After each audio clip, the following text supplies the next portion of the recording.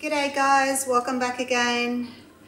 I am just doing another little pour just straight after my big purple pour that I did.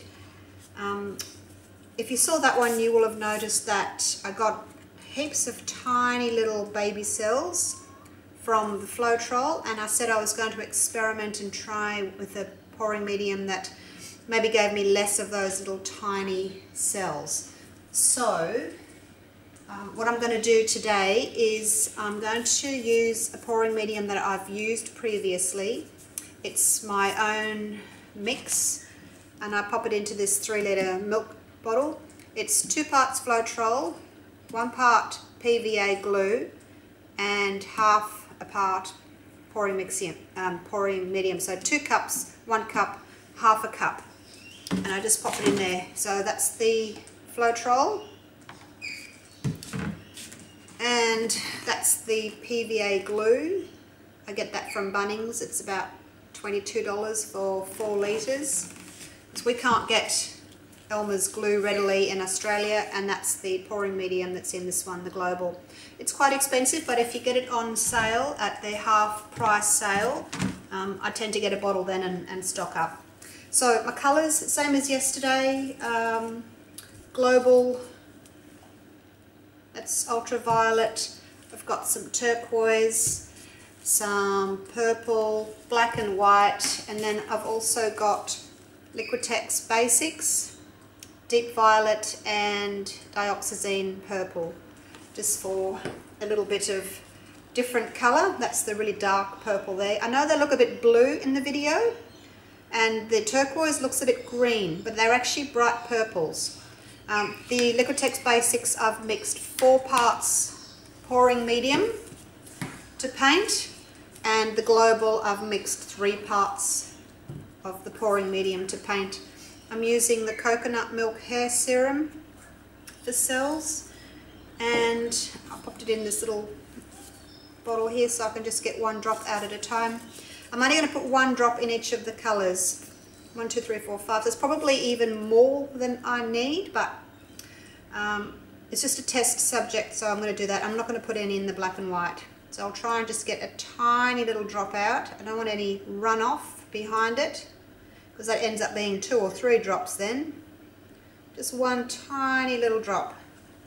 And hopefully I'll get the nice round cells and some background. I don't want to have a massive cells and then they all join up together and they all go misshapen and they lose their roundness once they've all joined up. So I don't want that. I want some background with some lovely cells dotted here and there. Okay, so I'm going to do 3 flip cups. Yesterday's pour was 4 flip cups. This is just a little card, this one, the 30 centimetre by 40 centimetre, or 12 by 16 inch. I'll leave my dark purple because I want that to be next to the black. A little bit of this nice bright purple. And then we'll go with the lighter purple. So already I can see that it's not creating as many cells as it would be at this stage if I was just using straight floetrol. So far, good sign, as long as I do get cells. I should do, but a little bit of black, not too much. Don't want to overpower it and make it muddy. Now for my lovely dioxazine purple, and a little bit of this deep violet.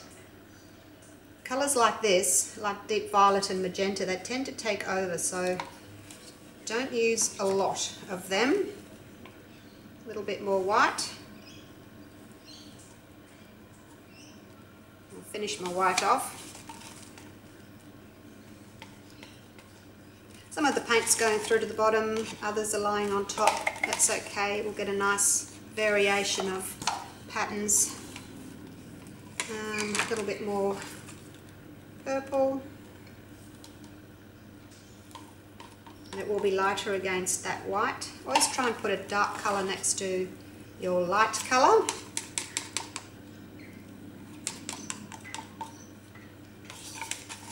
Finish off the dioxazine purple.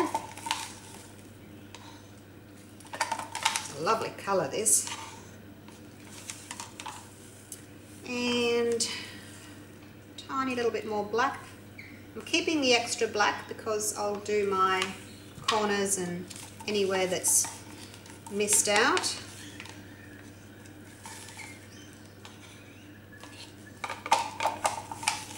And I don't want to tilt too much left and right, I only want to tilt up and down. Finish off my lovely turquoise, which I think looks green to you. Don't want to put too much in because it's a purple painting. It's not a, I don't think I want to use any more of that colour. It's a purple painting, it's not a green turquoise painting, so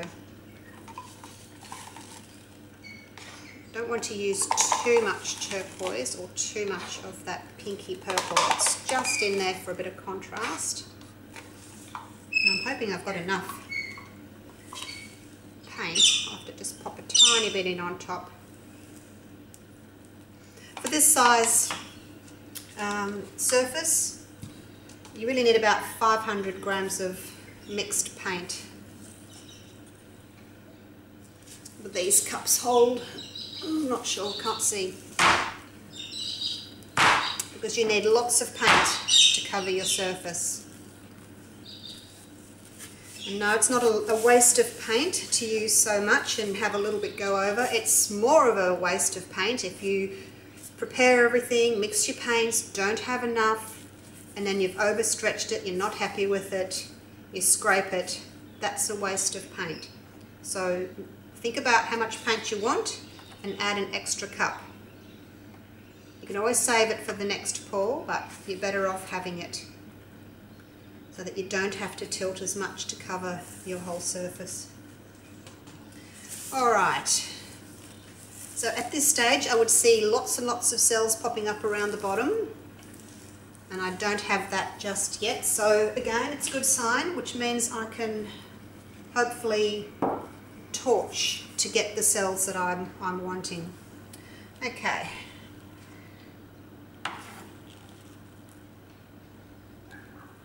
So this mix is a thicker mix than I would normally use because it's got the PVA in it. And PVA is quite thick, so it does make my mix thicker. And that's another reason why your cells would be smaller or more defined, less of them if your mix is thicker. The thinner your mix, the more tiny little cells you're going to get, and the thicker your mix, the more defined your cells are going to be. PVA is obviously a binder, so it does help to keep your cells in shape. Now this is my black. I've just added a tiny little bit of water to it because I'm going to use it as a flow extender. I want it to help my paints flow.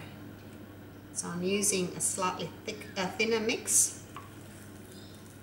and I'm just going to pop it here to help these colours flow over the edge.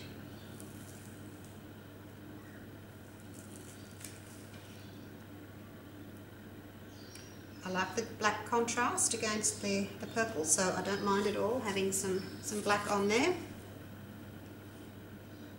Just smooth that out a little bit. Let the paint settle, let some of the cells pop up if they want to.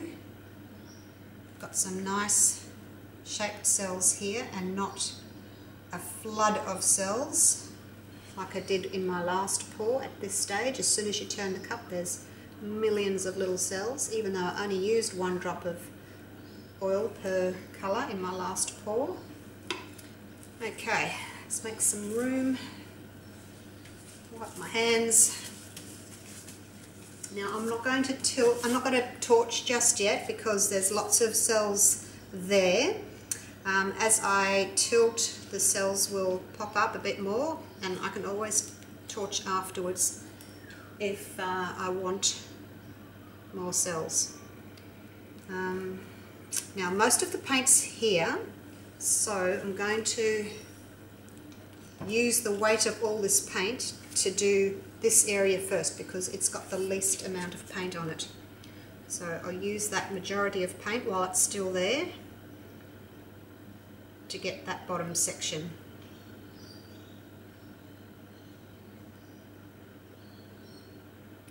Over we go a bit to get the corner.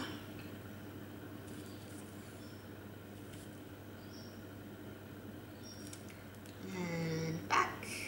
Bring the weight of the paint back again. And I'll just try for this corner here.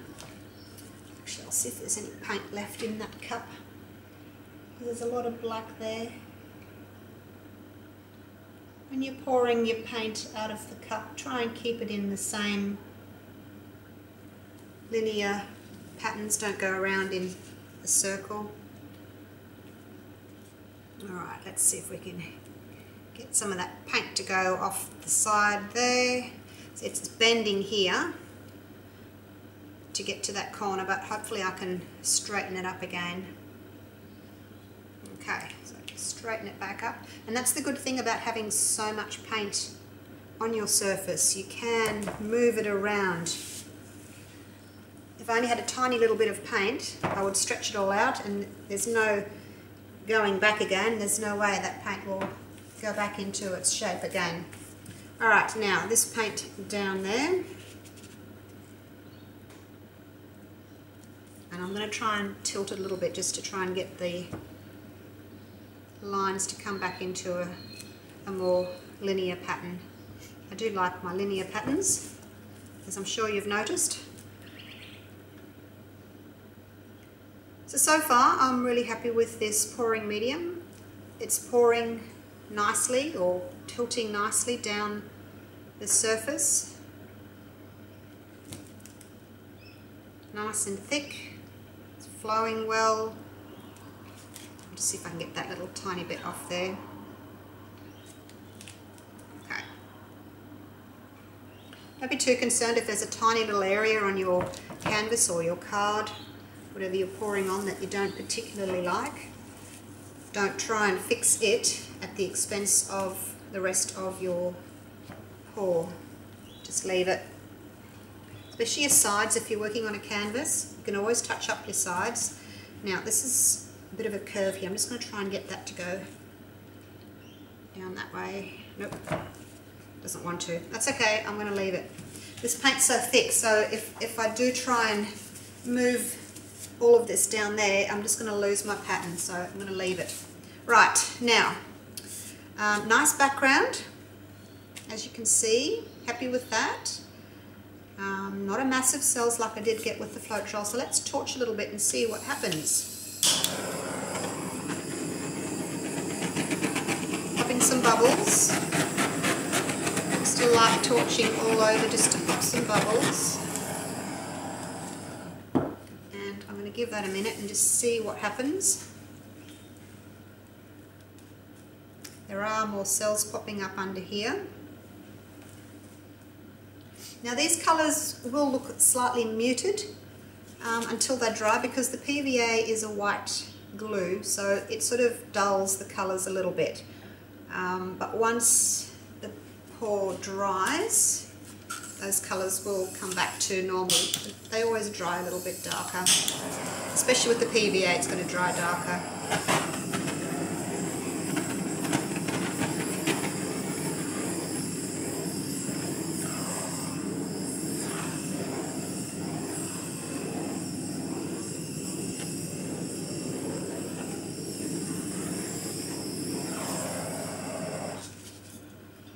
So little cells popping up now as I torch.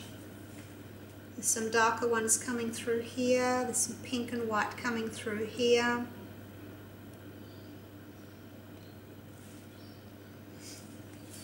So from this experiment, I would say, because these little cells that are popping up are so small, that my mix is a little bit too thick still. So I will change it a little bit. Might try maybe 3 parts floetrol to 1 part PVA and half a part pouring medium, and just see if that's any better. If you like this look, lots of tiny little cells with the bigger cells, then use this mix: 2 parts floetrol, 1 part PVA, half a part pouring medium. But for me, I think it's just a little bit too thick. Although I don't want to add more floetrol, so maybe 2 parts floetrol, 1 part PVA, 1 part pouring medium. That might work as well. Now our PVA, I don't know how it compares to Elmer's glue. Elmer's glue may well be a thinner glue than ours. Our PVA is really quite thick, so I can't really follow the American pouring medium recipes. I just have to experiment with what we can get here in Australia. So anyway, I'll take you in for a close-up, see what you think of that. And I'll try another one with a thinner mix. Oh, it does look quite blue when I look through my camera screen. It is purple though. When I take a shot of it and put it up on the Australian acrylic pouring page, you'll see how purple it really is.